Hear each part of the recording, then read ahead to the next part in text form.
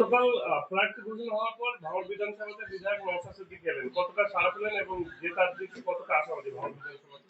আমরা ১০০ আশাবাদী নওশাদ সিদ্দিকী দ্বিতীয়বারের মতো বিধানসভায় যাবে। এবার এবং সওগাত মোল্লা এখান থেকে হারবে, প্লাস ওনার ক্যানিংটাও হারবে। এখানে নওশাদ সিদ্দিক জিতবে। আমরা দেখেছি গতকাল সওগাত মোল্লা তিনি মন্তব্য করছেন যে আমাকে কুরুচিকর মন্তব্য করাছে, সে কারণে হাতিশালা 6 লাইনে তিনি ধর্নায় বসেছে।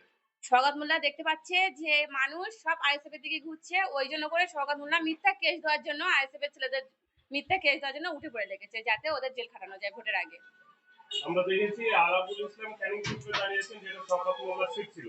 অপরদিকে শওকত মোল্লা তিনি ভাঙড় বিধানসভাতে এসেছেন নওশাদ সিদ্দিকের বিরুদ্ধে টক্কর দিতে।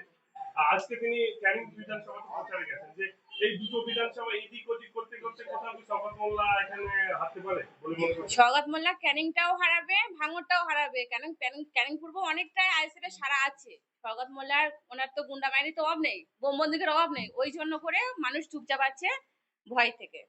আচ্ছা, এই মাঝরাট 117 নম্বর বুথে প্রায় 1300 ভোটার আছে। কত ভোট আইএসএফ পাবে বলে আশা করছেন? আমরা ১৩০০ ভোটেই পাবো। 1300ই পাবে? এতটা আশাবাদী? এতটাই আশাবাদী। মানে আপনি বলছেন যে মাঝরাট গ্রামে তৃণমূল বলে কিছুই নেই? তৃণমূল বলে কিছুই নেই। টোটাল 2,50,000 মতো ভোট আছে ভাঙড় বিধানসভাতে। কত ভোট নওশাদ সিদ্দিকী পাবে বলে আশা করছেন? নওশাদ সিদ্দিক 2,50,000 ভোটটাই পাবে, কারণ এখানে টিএমসির